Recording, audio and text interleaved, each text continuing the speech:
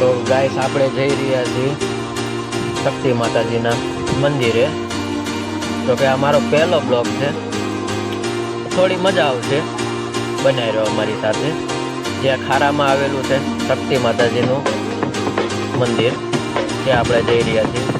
અને આ છે અમારા ગામની દુકાન.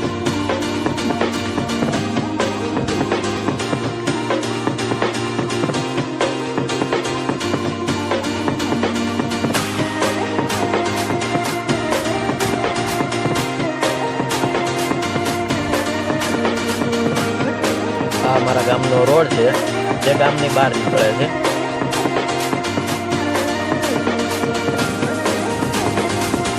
આ અમારા ગામની ડેરી છે, દૂધની ડેરી. અને સરસ મજાની ગાયો પણ ઊભી છે, નાના નાના વાછરડા પણ છે.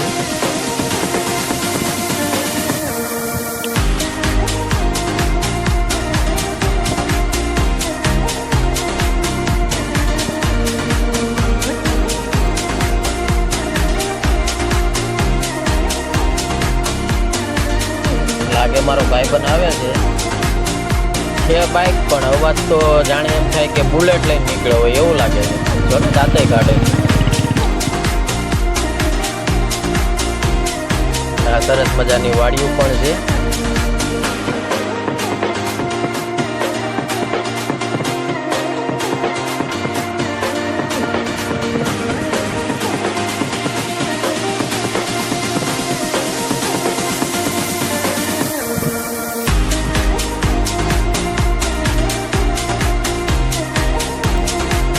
બસ અહીંયા આગળ અમારા ગામનું બસ સ્ટેન્ડ આવે.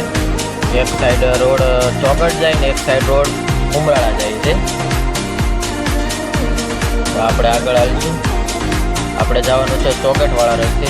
આ અમારા ગામનું બસ સ્ટેન્ડ છે, ખૂબ જ સરસ છે. ઝાડો પણ મોટા મોટા વૃક્ષ થઈ ગયા છે. અને આ સામું દેખાય એ ખોડિયાર માતાજીનું મંદિર છે.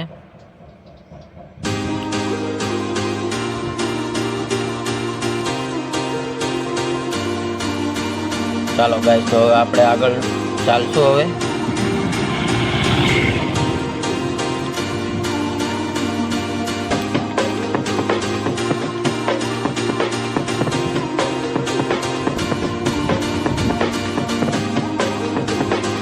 સામું દેખાય સખતમાનું જે મંદિર આવેલું ત્યાં.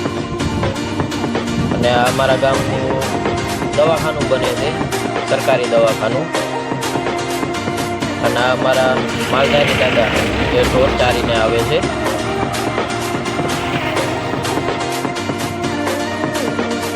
ચાલો ગાઈસ, તો આપણે આગળ આવીશું. હવે આપણે અહીંથી વળશું અને ખારામાં પ્રવેશ કરશું. આમને મોબાઈલ લઈને આવતો હતો તો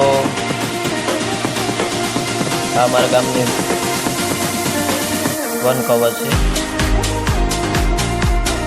ત્યાં 10,000 થી વધારે વૃક્ષો રોપણ કર્યું છે. ના ગાયું તો મને જોઈને ભડકવા મળી. જોવો તો ખરે.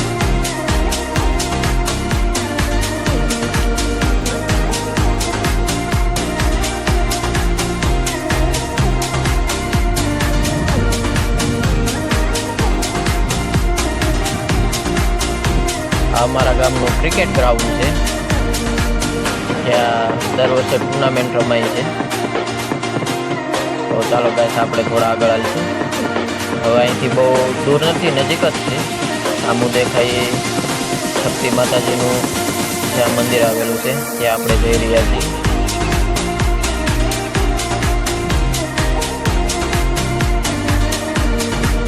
બસ ગાઈસ, જો આ સામું દેખાય ત્યાં લીમડો છે, ત્યાં નીચે સખતમાનું મંદિર છે અને ત્યાં આ દાડા સખતમાં બિરાજમાન છે. તો આપણે માતાજીના દર્શન કરશું. ચાલો, તો આપણે હવે માતાજીના જે મંદિર છે ત્યાં આપણે આગળ જઈશું અને માતાજીના અલૌકિક દર્શન કરશું.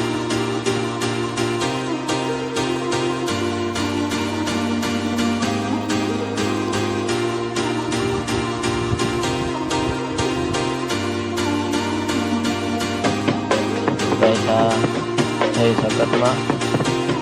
આજે સખતમાં ખરાની વચ્ચે બિરાજમાન છે.